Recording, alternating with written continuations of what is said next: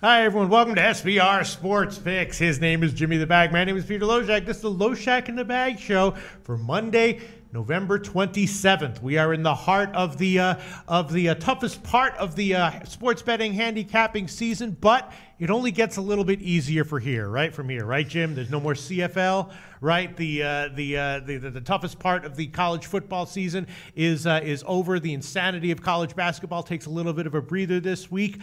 Jimmy the Bag.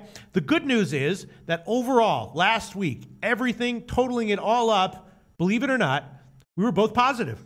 I thought I ruined that on Friday. You almost did. But you came within 0.8 of a unit of ruining it. But you didn't ruin it, Jim. You did have a tough Friday. That's the second Friday in a row, and I'm going over my Fridays before that. There's clearly a trend happening, and I will not allow that to continue. I'll tell you what, Jim, you might be a little bit like me, because from day one in my handicapping career, I always noticed that Monday was always my best day. No matter what, Monday was always my best day. And then, subsequently, I would get worse and worse and worse as the week went on. And my thought was just that I just wore out a little bit. I think I just got a little bit tired and was a little bit less good at creating the stories in my head to find the edges.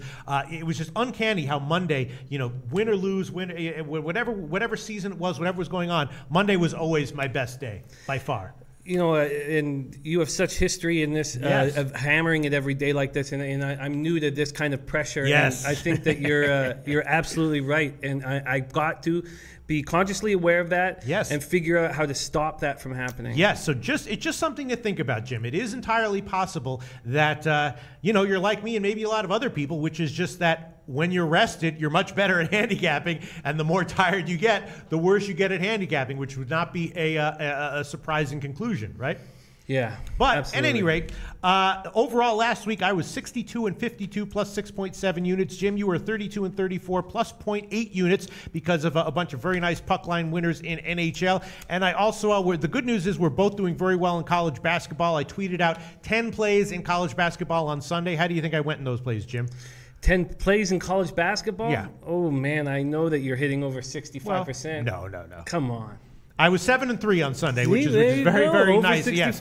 And there were a bunch of other plays that I didn't tweet out that I like. For example, you knew Kentucky was going to have a big game, after struggling a bit, in the beginning of the year, and so I love the over and the and Kentucky minus the points. So I just didn't get to tweet it out, but I have tweeted out a bunch of winners in college basketball over the course of the past week, and hopefully we can just do it again this week. Positive overall in the week would be, for both of us, would be mission accomplished, right?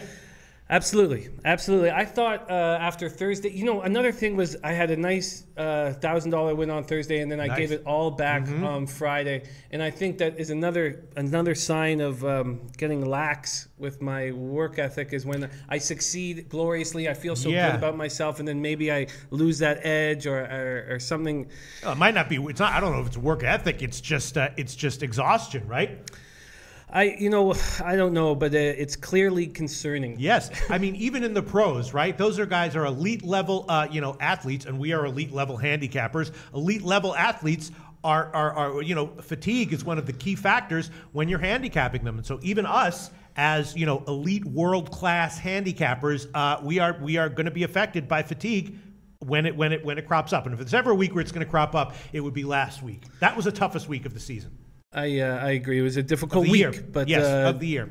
All right, so I guess that's about it. That's it for the intros. Once again, our goal this week is just to come out positive a few units. But if both Jim and I come out positive a half unit at the end of this week, mission accomplished. Haters can shove it. If they still want to complain, turn off the video. All right, let's get into the games for today. Jimmy the Bag. Let's see. What do we have first on the agenda?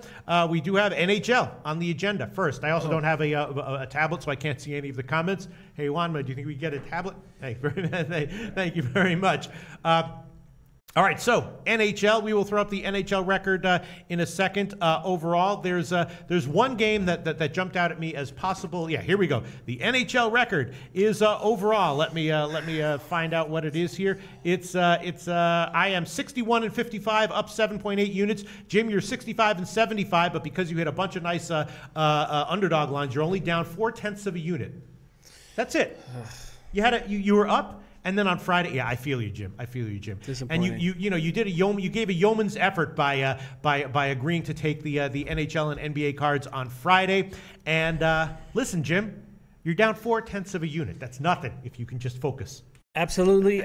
We've seen you do this before, Jim. Yes, and I absolutely love this card today. Okay, yes. There's only five games on the card today. Let's jump into it. I'm guessing that one of the games that you're loving, which I bet as well, which I am loving as well, which might be low-hanging fruit, which might count as low-hanging fruit, is Chicago over Anaheim, right? Anaheim is just looking very, very sluggish, having problems scoring, having problems winning. Chicago looking pretty good. Chicago on the puck line, a no-brainer play there? Chicago on the puck line is a no-brainer play here. And already missing Getzlaf, Kessler, Eves, and Case. They have now lost leading scorer Ricard Raquel. He will not be traveling with the team. Now, their goaltending has kept them alive during this very difficult time. And their defense is really good. It has Fowler back. Ryan Miller is playing so well. In his 6 appearances with the Ducks, 1.63 goals against average and a .950 save percentage. He's playing so well that we're not for sure that John Gibson is starting tonight. After taking really? Yeah, they said that it's not confirmed 100% that Gibson is starting tonight because of how incredibly well Miller has been playing. Saying all that, the Blackhawks are playing good hockey right now, and I expect it to continue. We've been waiting for it all season, and it's finally here. It happened on a road trip, which often happens with teams. They get on the road, get away from the pressure, hang out together 24 hours a day, and they start building up. And Alonzo Shiver says, trap game, guys. I don't think so. I think this is a great spot for the Blackhawks, an absolutely great spot for Blackhawks.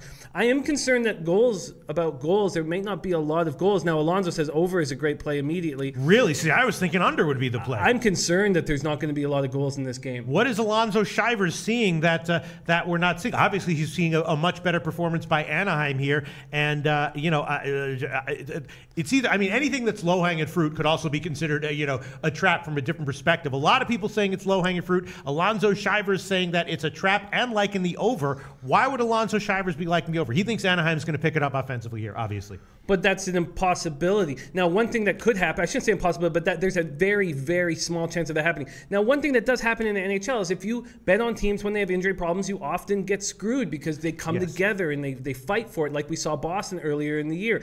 But how long can you keep this up? That's the question. This isn't happening after one game. Now they've lost their leading scorer to the other 4 great forwards, including their best. They just can't. I can't see a world where they can keep this up, and I can't see a world where they score a lot of goals. So I love the Blackhawks -1.5, and I'm very thankful for it. Everyone liking the Hawks here except for Alonzo Shivers. Yeah, I looked into this pretty deeply as well, and I thought to myself, is this a trap? Blah, blah, blah. And then, of course, you have to take into consideration the line. And I'm going to take Chicago -1, and it could lose it. If it does lose, I'll lose a unit, and will that be, that will be totally acceptable for me. So I'm going to take Chicago -1. The money line part of that will be -175 at the Greek and BetDSI. The puck line part of that will be +165 at the Greek and UWager and a few other places. And you want the puck line, Jim? I do at +165. Yeah. I want that a lot. Now, Jim Rummy says, I hope for you guys Gibson is not starting.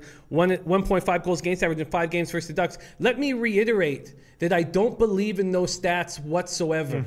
Let me just make that clear to everybody. I don't, unless there's some sort of reason, a hometown or something. If we're only talking about 5 games, I completely put a line through that and don't buy it whatsoever. All right, everyone pretty much agreeing with us except for Alonzo Shivers. Antoine Seymour likes the under in the Hawks and Ducks, which I was thinking of as well. Let's see, Matt Beck says Hawks will crush tonight. Ducks are in a spiral.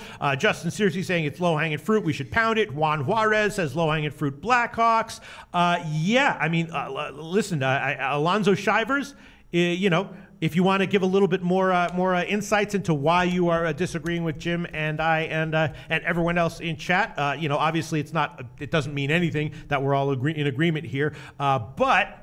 Here we go. Steve sorry, I don't mean to cut everything off, but Steve Atwood, best show going. Take note, SBR Brass. Take note, SBR Brass. Thank you so much. Steve Atwood, best show going. Take note, SBR Brass. Yes, thank you very much. All right, getting back to the games here. Look, I'm going to take Chicago -1. Jim, you're going to take the puck line for sure?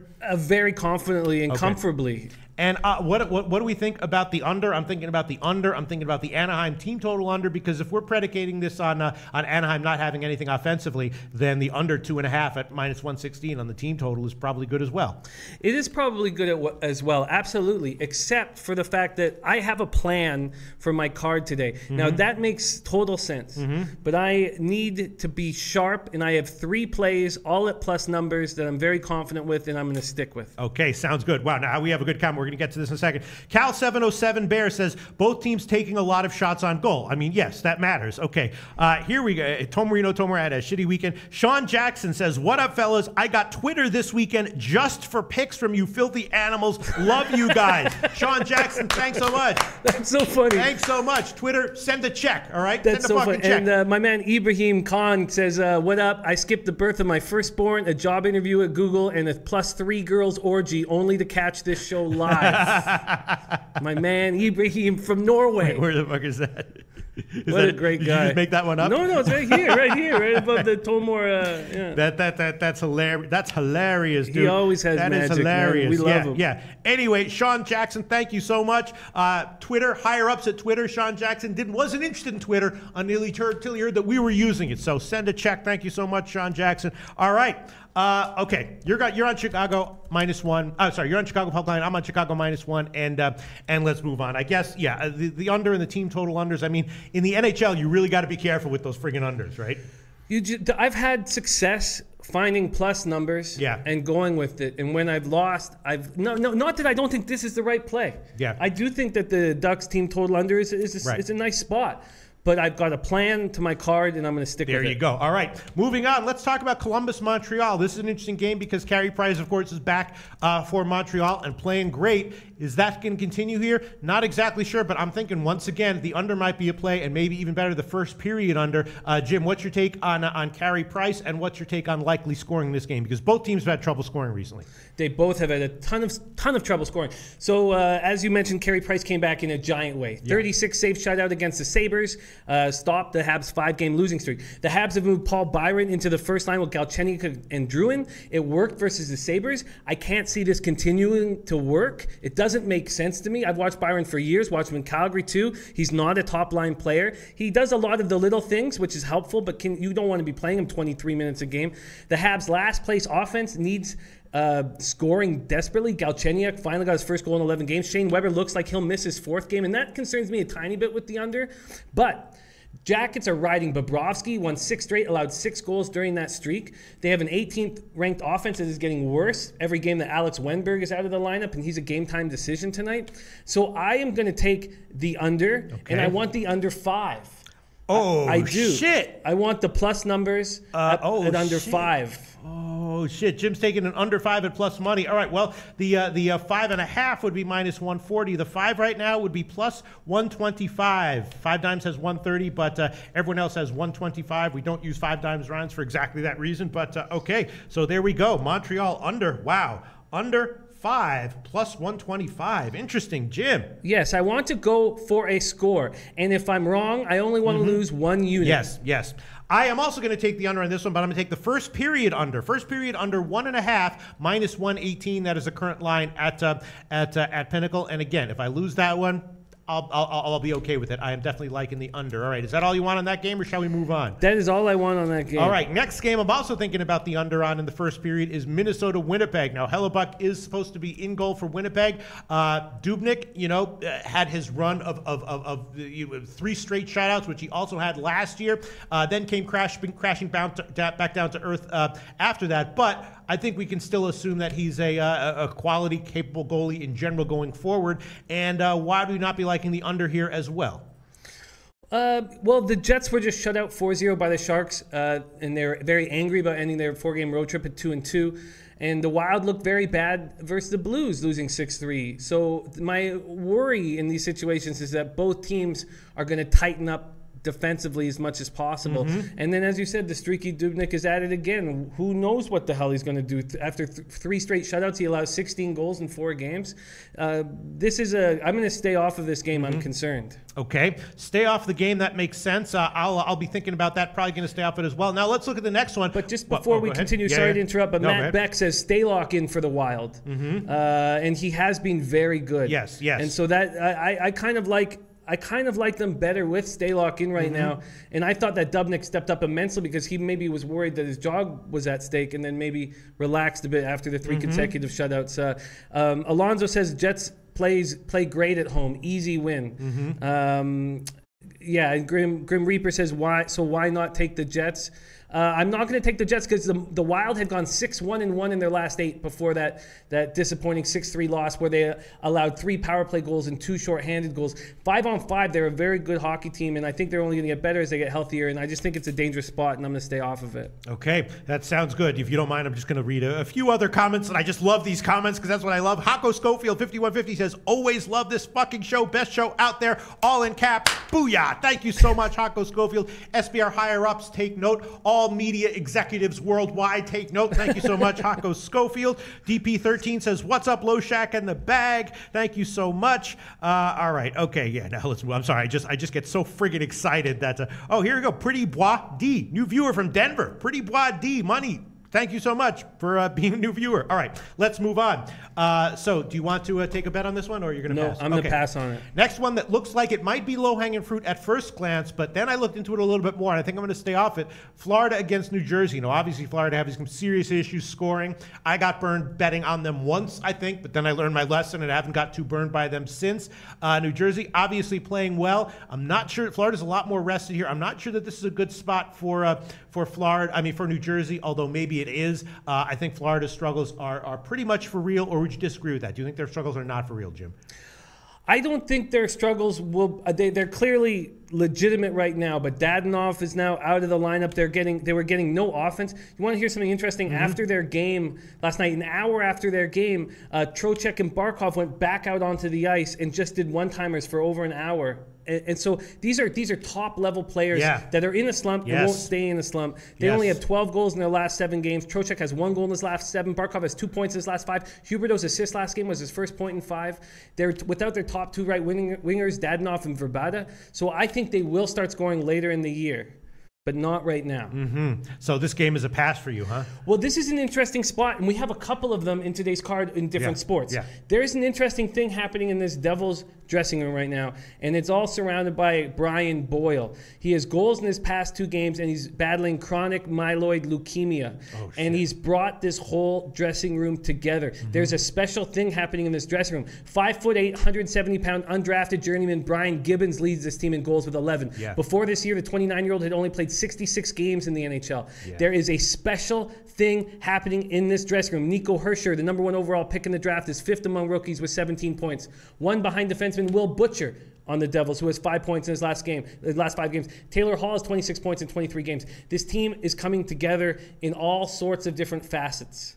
And I like them. What about a lean to the under on the first period of the full game? What do you think? I think both their goalies are playing very well. But, I think just both their goalies are playing very well. All right, we're going to get to some more comments. And quickly, there was no overnight line for Philly-Pittsburgh, so I didn't have a chance to look at that yet. So far, Jim's given only Chicago puck line, +165. Montreal under 5, +125. I'm on Chicago -1. And the Montreal first period under. Do you have anything to say about Philly-Pittsburgh, Jim? I do in a big way. But I got to go back to everything I just said about the Devils, and I've got to take them on the money line. Wow. Okay. All right. Let's go back. The Devils money line. Best line right now would be -121 at Pinnacle. New Jersey -121 at Pinnacle. And you know what? I think it makes no sense to take them at the -121. I don't like being losing the extra unit, so I'm going to switch that to a -1.5. Really? Okay. The puck line right now, of course, Jim we've seen this. Jim loves the volatility of big underdogs, which makes them look great when they cash, sets them down a bunch of units when they don't. Plus 231 would be the best line right now at Pinnacle. Puck line plus 231. I am also taking the puck line on the game that you just introduced, the big in-state battle, Flyers, Penguins. I'm taking the Penguins on the puck line as well. Flyers have now lost 7 in a row. Now, it's a little different losing streak than what we're used to. 4 of their last 5 losses have come in overtime or shootouts. They've obviously looked bad without Radko Gudas. And it was a huge mistake that I wasn't taking the over every game that Gudas and McDonald were out of the lineup. And I look back at this past week, and I can't believe I made that mistake. They look to receive a big boost getting Andrew McDonald back for their defense. So that's going to be a huge boost. But talking about big boosts, Pens are coming off a big 5-2 home win over the league-leading Lightning. They held the Lightning to 1-for-6 on the power play. They scored 2 power play goals, 1 shorthanded goal. They are 7-2-1 at PPG Paints Arena. Now, we need to know if Evgeny Malkin will be back. And you know what? I think what I'm going to do is I'm going to hold off until Blake Kersey says Malkin out still. Yeah. Don't know if you trust Blake Kersey implicitly. I do. I definitely do. Yeah, Devin says Malkin did not take part in the morning skate, just for your information. So you know what? My lean is the Penguins puck line, but I'm going to spend the day kind of going over the roster, making sure that their centermen are going to be able to win enough face-offs. So, in fact, I'm going to hold off on the Penguins. Okay. All right. People are already talking about other sports. We'll move on in a second. So, Jim is on the Chicago puck line plus 165. New Jersey puck line plus 231. Montreal under 5 plus 125. So, if he wins 2 of those, that's a nice positive day for Jimmy the Bag. And I'm on Chicago -1 and the Montreal first period under. And I think I'll just leave it at that for NHL as of right now. There's a bunch of other plays that are borderline, but I'm going to hold off on that one for now. Let's see. Jamal Witten says, this show is the best, has changed my whole sports betting career. Pete and the Bag got game. SBR brass and hires up and media executives everywhere in the world. Take note. This is from Jamal Witten. This show is the best, has changed my whole sports betting career. Pete and the Bag got game. Thank you so much, Jamal Witten. I'm sorry. I know I freak out over these comments. No, but like I said, it. That's what I live for. That's what I friggin' live for. It's like, some people have their kids and they love their kids, right? I don't have any kids. I have comments. I have these comments. This is what I live for. You know what I'm saying? All right. So let's see. People are already talking about college basketball. We will get to that in a second. The Wisconsin game is definitely a very interesting one against Virginia. We will get to that one in a second. Let's see. Okay. Sonny Camper saying, thank goodness it's Monday. Glad you're back, fellas. Alonzo Shiver says Pittsburgh puck line. He does like that. All right. I get it. Hako Schofield says great research, Bag, and that's true. Win, lose, or draw. I always love listening to your research, Jim. I always lock it into my brain, and I use it for tomorrow's card and subsequent days' cards until I hear the next round of research that you give us every day. Very, very helpful for me, Jim. All right. Okay, shall we move on? Absolutely. But before I do, my man dropped a great point here, and a completely legitimate point. My man Adam Booth said, don't overthink this one.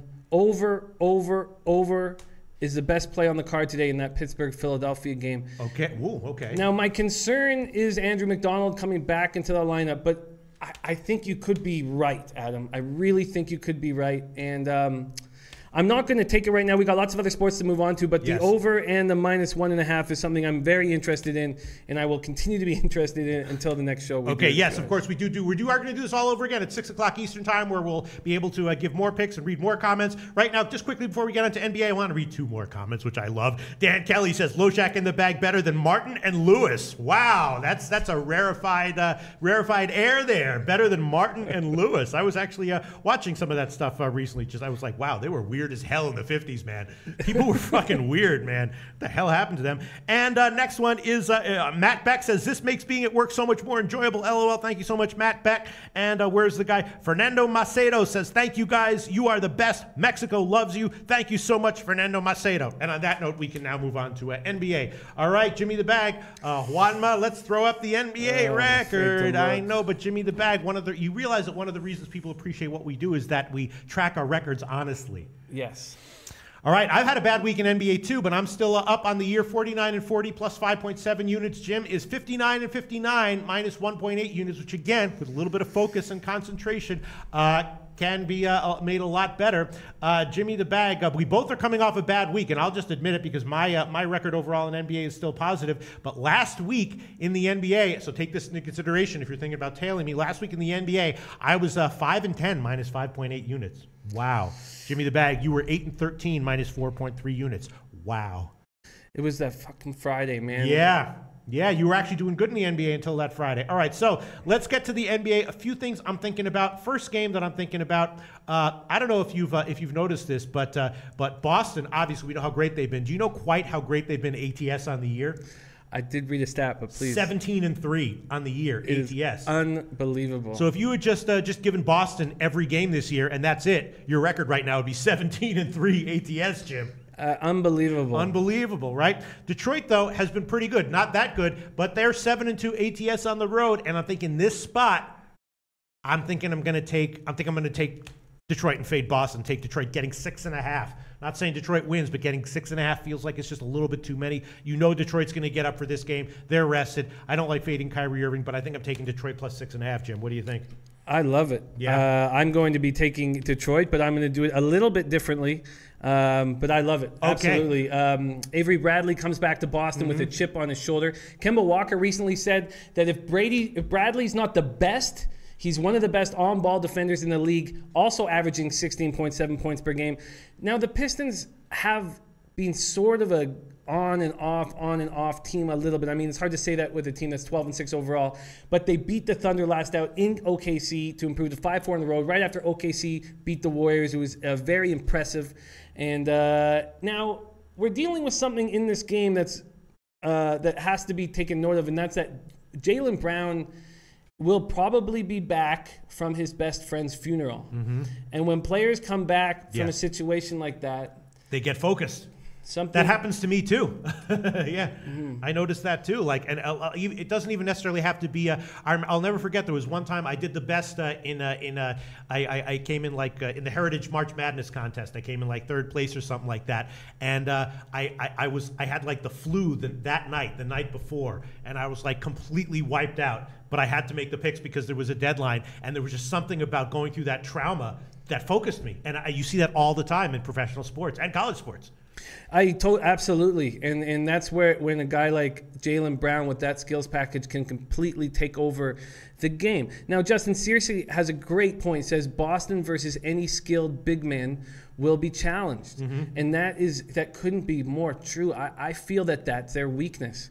And I'm going to take the Pistons on the first half. Wow. But I'm going to take the Pistons on the first half money line. Oh, shit. Let's see. The Pistons on the first half money line. All right, I'm going to have to go back and find out what that is because I don't have the first half money lines up right here. But that's okay. I mean, it'll probably be like, 170-ish or something like that. It'll be something like that. And I'm going to take the Pistons on the first half. On the money line. That's all right. I will go back, and of course, we use strict 12 o'clock Eastern time lines here so that everything is transparent and everyone can go back and check. The spread on the first half is plus 3.5, so I will go back and find the best money line as of 12 o'clock Eastern time on the first half and give that one to Jimmy the Bag. Thank you. But you don't like the full game plus. And a lot of people are agreeing with that. Justin Searcy says he likes that play. Let's see. Nick Ritz likes Boston. It's if you want to bet against Boston, bet against them on the road. Nick Ritz is saying either Boston covers or they lose outright. Alonzo Shivers says Boston easy win. Blake Kersey says Boston money line. Blake Kersey says Boston home is too strong. I don't know. Yeah. I hear people saying don't do it, Boston's the play. I'm very comfortable with this spot. I believe in this Pistons team. DJ Frostbite says quite risky with that NBA record. I've made 120 picks and I'm down a fucking unit. Exactly. Eat Jimmy's ass, DJ Frostbite. Down a fucking unit after 120 fucking games. Yeah. I hear you though, but Jim, then again, look, if we're going to put our records out, they can take their shots. You know what I mean? Definitely, but I'm down a fucking unit after 120 games, man. See, you put up 120 games and be down a fucking. It is tough. Jim is salty right now. Jim's like a top team coming off a loss. Jim, all right, you're going to take Detroit on the money line? First half money line. First half money line, right. Okay, I will take Detroit plus 6.5, minus 105. A lot of people saying don't do it. Everyone loves Boston. I understand. Look, they're great, but they're getting 6.5 points here, and I could see Boston winning by 5, by 4. I could see it going down to the wire. I'm going to take Detroit plus 6.5, minus 105 on the full game. That's a lot of people not liking that. I think it's a good play. I just think the nice, advantageous numbers-wise situation for me is a big plus spot on the first half when we've seen that the Celtics can be susceptible. All right, we're going to do it. I'm taking Detroit first full game plus 6.5 minus 105. That's at Pinnacle. Jim's going to take Detroit on the first half money line, and I will check what the best line will be on that one, which should be about plus 170, might be 180, might be 190, who knows? But I will check it out. All right, another game that's got me scratching my head a little bit is Brooklyn at Houston. Now, Brooklyn is, they got a bunch of injuries. They're on a back-to-back, and Houston, of course, has been rolling. Now, Houston, the market might be catching up because their last game, they absolutely blew out the Knicks, won by 15, not a question, but lost ATS. They were an 18.5-point favorite. So here's another situation where they're 16.5 or 17-point favorites. Is that line, is that line too low, too high, or dead on? And my thought was that the first half over, or the over in general, might be good, but the first half total is taking strong money to the under. First of all, it started out at less than 50% of the full game total at 111. The full game's 227, and it's gotten bet down. Now it's down to 109.5 or 110. So that tells me that someone knows something, or at least thinks they know something, right? What's up with that total? It's a tough thing to figure out this game, and I had a play, and I second guessed it, and now I've got question marks written all over this thing. I watched the complete game of the Rockets-Knicks. You did. That's so valuable, Jimmy the Bag. All right, sorry, go on. No problem. So I watched the complete game. So it was 25-7, and you knew the Rockets were going to come back and win at any time. And the in-play at the Heritage Bet Box down at the Sheraton Casino, the in-play at that point when it was 25-7 was still minus 260 for the Rockets. You were still getting plus 400 from the Knicks because the Rockets, they have this swagger and control about them. They look absolutely dominant. And they came back and won easily. And they could have easily covered the 17 or 18, which they didn't do. But they don't care. And I think that situation could come into play here where the Rockets just don't care. Now the Nets are playing without Crabbe and Hollis Jefferson, and if the Nets go toe to toe in a shooting perspective with the Rockets, they need Crabbe hitting those corner threes. So at first I wanted the over, and then I felt some fear. Although the Rockets are averaging 120.3, outscoring teams by 16.6 during their last 11 games, of which they've won 10. But the Nets did only put up 98 against the Grizzlies. This is a tricky spot. Yeah, I will. Here's what I'm going to do. I'm going to stay off this one. I'm definitely leaning first half over, and I was definitely leaning Rockets on the first half. But it's weird. You know, a lot of times in the NBA, you would assume that the first half would be just half of the full game total, but a lot of times it's not. A lot of times, and that's for a reason. This one opened at 111, which is less than 50%, and has since gotten bet down. So we're going to do the show again at 6 o'clock Eastern time. I'm going to wait and watch and do some more research and come back then and make a decision on it. I'm definitely leaning the over first half and Houston on the first half as well. I think they'll come out and just run these guys out of the court. Hako Schofield is from Houston, so we need all insight as much as possible from you, Hako. And he loves the Rockets tonight. Tomor says, I think Houston at home is a different team because they control the tempo. Paul is healthy and rested. Yeah. Justin Searcy says Rockets team total over. Or Houston on the first half, they started out slow last game. I think they're going to come back. That might be it. Houston on the first half. All right, I'll tell you what. I'm going to throw that one. I'm going to throw Houston on the first half right now. I might pull it back, in the 6 o'clock game. But as of right now, I'm going to take Houston first half. It's 10.5 most places, but UWager and Bookmaker both have 10 minus 115. So I'm going to take that one. Houston first half minus 10 minus 115. And Hako will be at the game this evening. Oh, very nice. What is the team total? Do they have a first half team total? Or does that come out later? Yeah, no, they actually do. We can estimate it right now, which would be let's see. What's it once it would be about? Yeah, it would be just about 60. Oh, if it's 60, I'm going to jump on the Rockets first half team total over. You want to take that now? Absolutely. All right. Well, you can take the. Okay, so here we go. Here, Houston 1H team total over, and I will check this one. I'm not exactly sure when the first half team total overs come out at like Heritage, but we'll give you the Heritage line. If it's out when at the end of the show, we'll give you whatever it is. If it's not out, we'll give you whatever it is when we first see it. Okay? That's great. Houston first half team total over, and I'm taking Houston first half minus 10, minus 115. I agree that your play is probably better than mine, and I might double up on it. But as of right now, I will give that one, and Jimmy the Bag is going to give the Houston first half team total over. All right, it's an interesting game. We'll get to some other comments here in a second. Oh boy, I'm seeing some great comments that I'm going to get to that. But first, let's get to the other two games that had overnight lines. Dallas and San Antonio. Of course, they played recently. It was a low-scoring game, and it was a low-scoring game in Dallas, and the Spurs won. This one also, I'm thinking about the under. The first half under 99.5 should be a relatively modest scoring game, right? I think it will be, and I think the Spurs will score less anytime Tony Parker is on the court because it's going to take some time working him in, and they're going to have to completely change the way they've been playing. And I love the way they've been playing with Anderson being that point power forward.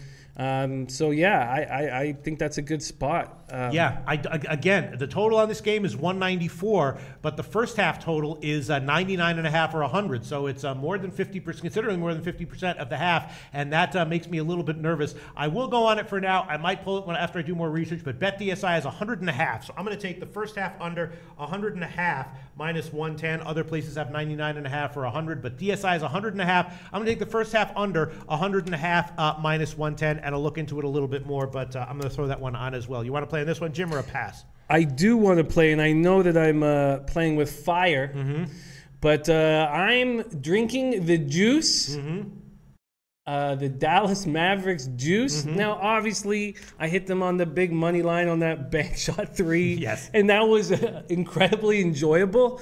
And maybe there is a mistake now because that made me feel so good. No, I think it was a good play. I mean, if you get a little bit lucky on a huge underdog, that was still probably a good play. And you could have just taken the points if you'd wanted to, and then it would have been an easy casher without pressure. Absolutely. And but I do feel like this happened last year. Carlisle took a team that looked awful after 13 games or so and turned them around. Now, I mean, even Nowitzki got into the act by putting up 19 in the win. I actually don't want him to be scoring much. I'd rather him kind of be stapled to the bench a little more because I think others do a better job right now, even though I love the guy. But they absolutely destroyed the Thunder. They didn't just beat them. I know it was 16 final numbers, but they were up 78-55 going into the fourth. And I think that Carlisle has his team figured out. And am I still getting double digits? Yes, plus 10. It's 9.5 or 10. Plus 10 minus 105. Plus 10 minus 105. I know I'm playing with fire. Oh, no, I'm sorry. Plus 10 minus 110. Sorry about that. No problem. Plus 10 minus 110. I know I'm playing with fire, but I'll take it. Okay. Jim's on Dallas, plus 10 minus 110, and I'm on the first half under 100.5 minus 110. Then there's the Lakers-Clippers game, which I'm going to pass on, and then 4 other games that didn't have overnight lines, so I didn't look into them. I will look into them and talk about them at 6 o'clock. But of the other 4 games that didn't have overnight lines or the Lakers-Clippers game, do you have any plays you want to add, Jim? Yes, I do. Okay. And I know this is going to be... Shocker. Huge. Breaking news. I know there's been a lot of talk on the forum about this. I know my boy DP13 is not going to like what I have to say here, but I am taking the Philadelphia 76ers first half and full game. Wow. Okay. All right. Ben Simmons is expected to return tonight after watching TJ McConnell play so good. I'm seeing so much depth from this squad. JD Redick is an assassin from 3, and he's playing like the leader that I didn't know if he actually had it in him to be a real team leader, and he sure looks like he is. He went 8 for 12 from 3 in their destruction of the Magic on Saturday night. I watched that game in its completion as well, and I was sick that I didn't make a bet on it because I was curious to see how they'd play without Simmons, and it took them about a quarter to figure it out. They're just playing great basketball, and that stadium will be jammed and crazy tonight. Yeah, the Cavs have won 7 straight. They're being completely carried by LBJ. He's playing better than ever. This is a team without Tristan Thompson, without Iman Shumpert, without Derrick Rose, who may never come back. His heart's been an issue since Memphis. I like the spot. I'm going to double up on it. Okay. First half at BetDSI. BetDSI has the best lines for both of these. First half is -1, -110. And the full game is 2 or 2.5 market wide. So we'll give you the BetDSI line -2, -110. -1 first half. -110 and -2, -110 on the full game. I love it. This is must see TV tonight. I will be fucking glued because this is gonna be right after our late show. Oh God, is this gonna be NBA at its finest? I can't fucking wait. Okay, some interesting comments here. Triple Beams 3 says statement game for the Sixers. Very nice. Let's see. Tomorio says 76ers aren't that big, in my opinion. Won't hurt Cleveland much on the. Well, that's not a matter of opinion. That's a fact. You can measure them. Someone measure those guys, and we can find out how big they are. But we're playing against a team that doesn't have Tristan Thompson anymore. So I mean, I'll take the bigs that the Sixers have. I'll take Tomorio says, I like Cleveland here. I think the fact Simmons plays means Cleveland will show up here. LeBron is carrying the team, but he will have 2 days off before a game. Blake Kersey, Cavs win. Blake Kersey says Cavs win. Grim Reaper says Lakers. Trip Beam says Lake Show. A lot of people liking the Lakers here. Matt Beck likes the Mavericks play. The Mavs plus 10. I like it. Omizim da Robber says, Bag, I love it. I was thinking the same thing, Dallas. Omizim da Robber. That is the brand new poster name of the day for sure. I'm going to look for some other comments here. And Jim, is there anything else you want to comment from any of the other games? Yes, I do. I want to take the Blazers at Knicks, but I'm going to wait a little bit and follow the line movement and just follow to see if for sure if Kanter is going to play. So Porzingis is expected back, but they're both dealing with back injuries. Kanter wants to play, but admits he's not 100%. I don't know if they'll let him go. Of course, Knicks have looked bad on the road all year, but they're a different team at home, 9-3, averaging 109.4 points per game. But these Blazers are for real, ridden the league's fourth best defense, one of the best backcourts in the league to go 6-2 in their last 8, 4-1 in their last 5. They won back-to-back Friday, Saturday, Brooklyn, Washington on the road, came back from a 17-point deficit, looking incredibly good in that last game. And I just think that the Knicks backcourt will not be able to keep up with the Blazers. And although the Blazers will really miss the Chief, Von Lee is playing well. And he'll have his hands full with Porzingis, sure. But Nurkic will beat up on an injured Kanter. So I expect to see a ton of Kyle O'Quinn tonight. And I'm gonna keep studying this game and watching it. And the other game I'm gonna keep watching is the Pacers game because I need to know if Oladipo is playing. I think that's key. So I like the Pacers here, but I'm going to wait till the late show before I hammer it in legitimately. Do you mind if I keep hammering with this one? With what? Just the notes on the Pacers game? Oh, yeah, go ahead. Pacers' 5-game winning streak was snapped at home by the leading Celtics 108-98. They blew a double-digit lead, were outscored by the Celtics 37-16 in the third quarter. Celtics shot 56%. This was a great wake-up call for this young, improving Pacers team. McMillan said it was a night to learn. We're playing good basketball, but there's another level when you meet up with a team like this. A lot of good happened in that game. They did it without Victor Oladipo. Lance Stevenson came in the starting lineup and was surprisingly good. I forget that he's only 27 years old because he's been around a lot and he's been such a head case. He played 36 minutes, 16 points, 8 boards, 5 assists. That is if you could get him coming in as a sixth man, that will really help your squad. They also only went 7 for 23 from 3 and almost won that game against the Celtics. This is an up-and-coming young team, and I think it starts with Collison. I think he's an awesome point guard. He played Irving very tough. Their young bigs look great. I just think they're clearly an up-and-coming team playing against a Magic team that's lost 8 straight, simply can't defend. They're healthy. They have no excuses. They're allowing 110.8 points per game, and so I like the Pacers probably regardless if Oladipo is playing or not, but I definitely want to watch the line changing and see for sure. Okay, but no pick officially as of right now. No pick is officially. Okay, right let's wrap this up because we do have to go on to an NFL and an NBA. A couple of comments that I definitely want to read though. By the way, the Rockets team total over first half 59.5. That's what everyone's posting here, so we will give you that one. Rockets team total over on the first half 59.5. And here we go. Comment of the day from Ad Hoc. Most excellent, outstanding, prime, elite twosome. Picks tracked honestly. Invaluable research and insight. Loshak humor and eloquence. Strict current lines. Who's better than you? Plus upcoming font change. Oh, man. Comment of the day. Ad Hoc. Thank you so much. Comment of the day from Ad Hoc. Thank you so much, Ad Hoc. I love that shit. I love that shit. I'm sorry. I just love it so much. I can't help but take up a little bit of time during each segment reading these comments that I love. All right. So any other picks that you want to give from the afternoon games or from any of the other games, or shall we move on? Well, we should just touch on a couple things quickly, and that's that the Kings-Warriors, I mean, we got to find out. It looks like they'll be going without Curry, Durant, Iguodala, and Green. That, getting the Kings at plus 14.5 seems like a nice spot. Now, Omri Caspi has been filling in admirably for Durant. And the Kings completed a 1-2 homestand by blowing an 18-point lead to the Sad Sack Clippers. They've lost 8 straight road games. Buddy Hield's coming off this with the second unit and looks pretty good. The key thing that I was wrong about these Kings was I thought that Labissiere and Cauley Stein were about to make that jump, and they clearly have not. So that is a game I'm going to be looking very closely at for our late show. And then my lean is towards an under with the Lakers Clippers. And I kind of like the Lakers with the spread. I like them being I think we're still getting 4.5. And this is the rematch of the opening game of the season. Saw the Clippers win 108-92, but this is a different Lakers squad. They're also getting Larry Nance back. Now, they allowed the Kings to go 15 for 19 from the field in the fourth quarter and score 37. That's very concerning. The Lakers defense seems to be very hot and cold, and I just think the Clippers are a bad squad. So I'm leaning towards the under, but I will be waiting until the late show to make an official decision. All right, yeah, 6 o'clock is when we will do that. We got to move on because we got to cover NFL and college basketball. Cool. So far, the NBA picks are Houston. Jim has Houston first half team total over 59.5. Philly first half -1 and the full game -2. Detroit first half money line and Dallas +10 -110. And I'm on Houston first half -10 -115. Dallas Spurs first half under 100.5 and Detroit +6.5 -105. Now let's move on to NFL and. Even though we're running a little bit late, we do have time to throw that NFL record up because, Jim, it looks very, very nice for both of us. Let's throw the damn NFL record up. I'm 17-11 on the year, +4.5 units. Jim, you are 25-16 on the year, +7.7 units, +17% ROI. And on tonight's game, you did give a pick earlier in the week. You did give Baltimore. The line at that point was -7, -110. And let's see where we are right now. -7, -110 is what you gave. And now we are very nice. Yeah, mostly 7.5. The Greek's still holding at 7 -120.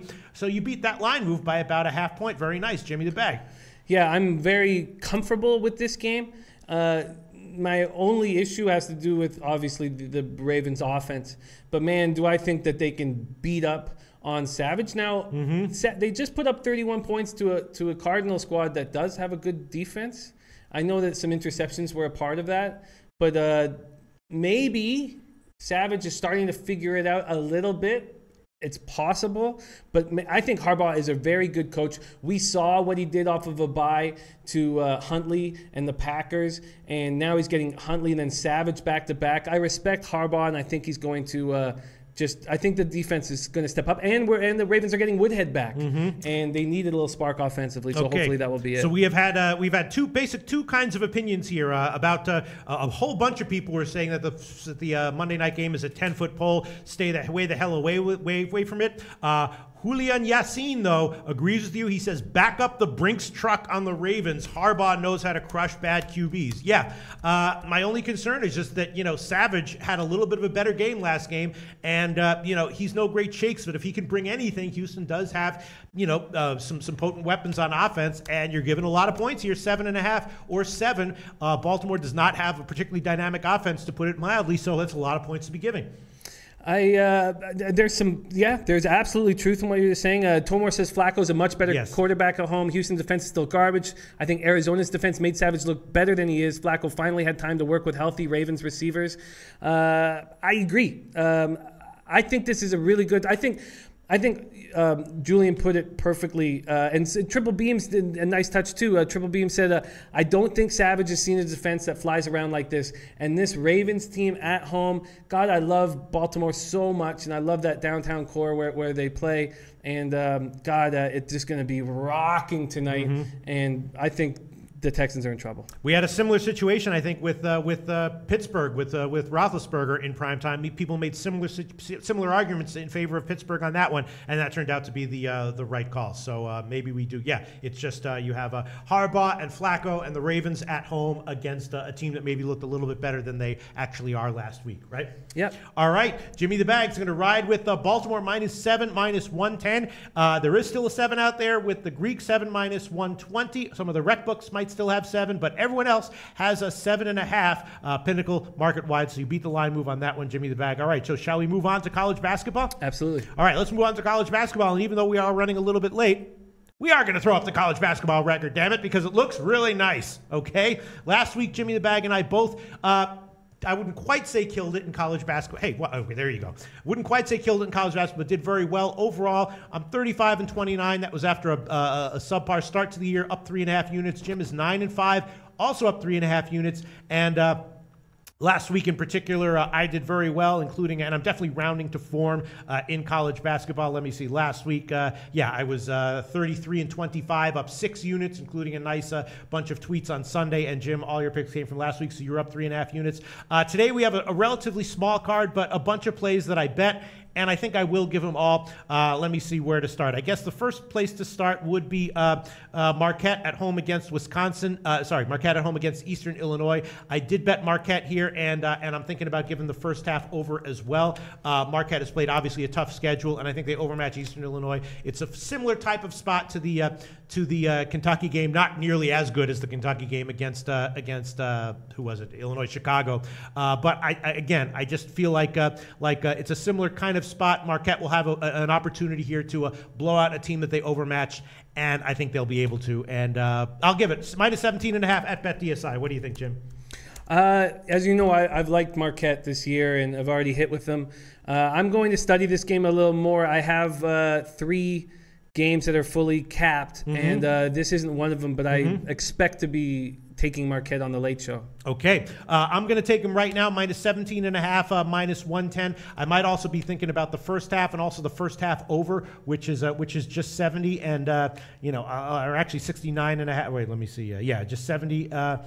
You know what? For now, I will give that one for now. I will give the first half over 70 in that one as well. Let's see. First half over 70 in the Marquette game. Obviously, Eastern Illinois is going to have to put up, at least 20 or 25, but I could see this one being, a 49-24 first half kind of game, and I'm going to take the first half over in that one at 70. So that's 2 plays on the Marquette Eastern Illinois game for me. A few other games that I'm liking. Obviously, the Wisconsin-Virginia game is a highly debated game. We've already seen some opinions where Tomarino Tomor or someone else, I think, believes that Wisconsin is overrated, and other people saying they like Virginia. That's interesting. It's a low total with a high point spread being given to Wisconsin. Jim, what else from the card do you want to add for now? We will be getting to recapping these games at 6 o'clock, but what do you want to lock in right now, Jim? Well, I'm curious to see what you think of some of these things, and we can break down this Wisconsin-Virginia game a little more if you'd like, but I'm curious to see what you think about this Alabama State-Cincinnati game. Oh, I have no opinion on that one. Bearcats team just came back from winning the Cayman Islands Classic over the weekend, wins over Buffalo, Richmond, Wyoming. They're playing their home games at Northern Kentucky University while their arena gets renovated, so it won't be quite as nice as it usually is. Bearcats have a very difficult weekend ahead with some huge games. I don't see how they won't be looking past this terrible Alabama State team. Tomarino Tomor is talking football, not basketball. Okay, I assumed that he was talking about basketball because it's a big Wisconsin game tonight. Take it back. Okay. Because I'd like to get into that Wisconsin game in a bit, but so for good reason. I mean, the Hornets are 0-6 and have averaged 65 points while allowing 94. They have just one player in double figures, Reginald G. But 41 points. When Cincinnati is just came back from feeling so good about themselves, they're clearly looking ahead. They're going to be emptying their bench. I'm going to take a stab at Alabama State, and I'm getting 41 now. Okay. I'm going to take a spot here. Let me just find it. Alabama State, yes, plus 41. Best line right now. Well, actually, we can give you 41.5 at the Greek if you want that, or you can take 41 minus 105. What am I getting at 41.5? Minus 110. Oh, definitely take it. Okay, all right. Jim's taking Alabama State plus 41.5 minus 110. If that lands on 41, that will have been a very, very smart move. Well, we also have BMOC here, which is great. So you can please come in and let us know if you think we're making terrible mistakes. Yes, BMOC, I'm assuming. Alabama State best players out. Is that Reginald G? And let me get my pick in there, requesting some advice from Big Man. I gave Marquette minus 17.5. Similar, I like it for similar reasons to the reasons I like Kentucky against UIC on Sunday. I'm assuming that Big Man endorses that play. He might not love it, but I'm assuming he thinks it's an okay play. Let us know, Big Man. Okay. Big Man says Alabama State best player is out, but good luck. That's not an endorsement. That is not an endorsement. You did get 41.5 though, Jim. Yeah, I'm gonna stick with it right now. I went over their roster, and it's bad, but I just don't see how Cincinnati's going to try. So I'm going to stick with it. But let's talk a little bit about some of the really, like, Wisconsin Virginia is a big game. Yeah, I mean, I'm assuming obviously Virginia has a fearsome program that can blow out teams in low scoring games in any situation. My sense is, though, this is probably just maybe a few too many points. I'd have to be leaning Wisconsin here plus 8.5. But a lot of people liking Virginia, though, in the chat box. I like Virginia, but the Badgers have lost 3 tough, close games to ranked opponents. They only have 1 senior. They regularly are playing 4 freshmen on the floor. They're going to improve as the season goes on, but God, Virginia is extremely tough at home. Yeah. They're second in the nation, allowing just 52.3 points per game. They just held the Rhode Island Rams to 55 points. The Rhode Island Rams came in averaging over 80. Isaiah Wilkins stepped up. Senior Isaiah Wilkins stepped up in the Rhode Island, put up 19 points, leads the team with 6.3 assists. He combined with senior Devin Hall, Kyle Guy to give this team real balance on offense. This is a game I'll be looking closer and closer at throughout the day. Yeah, but I like. I'm leaning towards Virginia at home against these young players. Delta 7575 says Wisconsin line looks kind of sharp, maybe 62-70 type game. Yeah, that's what I'm thinking. It's just a lot of friggin' points for a game that is that has that low of a total. All right, Jim, what else are you thinking about? Anything else? I'm thinking a lot about the Syracuse Maryland game tonight. Obviously, we need to find out if Tyus Battle will be in the lineup, so that's a situation that we'll wait a bit on. But Frank Howard and O'Shea Brissett played great in his absence, proved to each other that they can do it without him if need be. And the next 2 games are really tough tests for Maryland. They've got Purdue coming up next, but I've loved watching Bruno Fernando from Angola. Man, the 6'10" freshman is the real deal. So this game is going to require more studying and more research, but I'm interested to see what you guys think. Okay, yeah, that one I was thinking that Maryland might be worth a play at plus 3.5, but PB38 says Marquette had key player transfer this morning. Jesus. Oh, wow. Wow. Okay, I'm going to have to look into that one. There Definitely. You go. There's like up-to-the-minute news here that affects these lines. Wow, okay. I'm going to look into that. Thank you so much, PB38. Marquette had key player transfer this morning, so I can't be blamed for not knowing that information. I was handicapping everything. Wow, very, very impressive. Jose Ruiz says Virginia over and cover 77-66. Okay. Let's see. Big Man on Campus talking about that 41-point game. Big Man on Campus, if you can give any sort of insights into the Marquette game at minus 17.5. I didn't realize that the guy transferred this morning. I'm going to have to look into that. Maxwell Smart says Oakland against Oral Roberts is the money game. I was thinking about the over on that one. Not sure about obviously Oral Roberts is having a terrible season this year, but I was thinking about the over on that one. I was also leaning Delaware plus 2 against Yale and thinking maybe about the first half over in South Carolina, Florida International. Obviously, that's going to be a slow-paced, low-scoring game, but the first half total is super low on that one. It's down to a 62.5 or 63. So I will. I'm gonna hold off on that one as well. But those are my leans. That's what I'm thinking about. I might tweet them out throughout the day or give them in the 6 o'clock show. Thinking about the first half over in South Carolina. Thinking about Delaware plus 2 over Yale. Thinking about maybe Maryland plus 3.5 over Syracuse. Thinking about the first half over in Oakland and Oral Roberts. And that's about it. Thinking maybe about the under in Cornell Duquesne. As of right now, I'm just going to give the 2 Marquette plays that I gave, although it's very concerning that their key player transferred. I'm going to have to look into that one. Yeah, Hanif Cheatham, leaving the program. Okay. Has started every game this season, averaging 8.2 points. BMOC says, wouldn't say Hanif Cheatham is a key player. Right. He was a starter. But, okay, listen, I will look into that a little bit. Definitely Eastern Illinois should still be overmatched, but I'll look into that, and maybe they'll come back and be like, listen, guys, let's get this one for Hanif.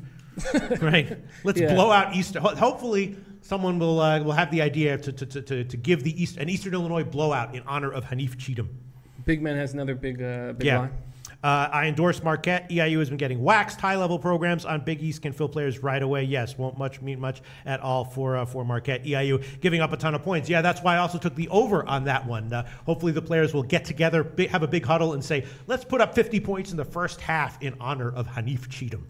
And then the Marquette first half over will probably cash, and the spread will probably cash as well. All right. PB38 saying he's one of the best defensive players. Marquette down to 8 players. Okay. Conrado Mendoza saying, don't overthink it, Pete. Thank you so much, Conrado Mendoza. That's the best advice that I can give myself or anyone else can give me. All right, so as of right now, you have just one college basketball play, Jim? At this point. Okay. Of course, we will be back at 6 o'clock Eastern time to review all of this and add on some other plays maybe. In college basketball, Jim has given Alabama State plus 41.5, minus 110, and I have given Marquette first half over 70, and Marquette on the full game spread minus 17.5, minus 110. And that just about does it, Jim, right? Should I review all the picks from every sport, or sure. If yeah, you'd like. why not? Let's just do it. We have about a minute. Let's wrap up the show with this. Jim is on in hockey. Chicago puck line plus 165, Montreal under 5, and New Jersey puck line plus 231. In NBA, Jim's on Houston Rockets first half team total over 59.5, and Dallas plus 10, and Philly first half minus 1, and the full game minus 2, and the Detroit Pistons first half money line. And in college basketball, he's on Alabama State plus 41.5, and of course in NFL, he gave Baltimore minus 7, minus 110 last week. In hockey, I'm on Chicago minus 1 and the Montreal first period under. In NBA, I'm on Houston first half minus 10, Detroit plus 6.5, and the Dallas San Antonio first half under 100.5. And in college basketball, I'm on Marquette minus 17.5 and the first half over 70. And that just about wraps it up. Thank you so much for all the informative comments. Thank you so much to Big Man on Campus, college basketball guru for Human Torch in college basketball, for jumping in and giving us some insights into these interesting college basketball games today. Thanks for all the comments from all the people who are watching the show, bigging us up and giving us props, and of course giving us very valuable insights and handicapping opinions. And we'll be back at 6 o'clock Eastern time tonight to do all this again and review all the line moves and all these picks we've given.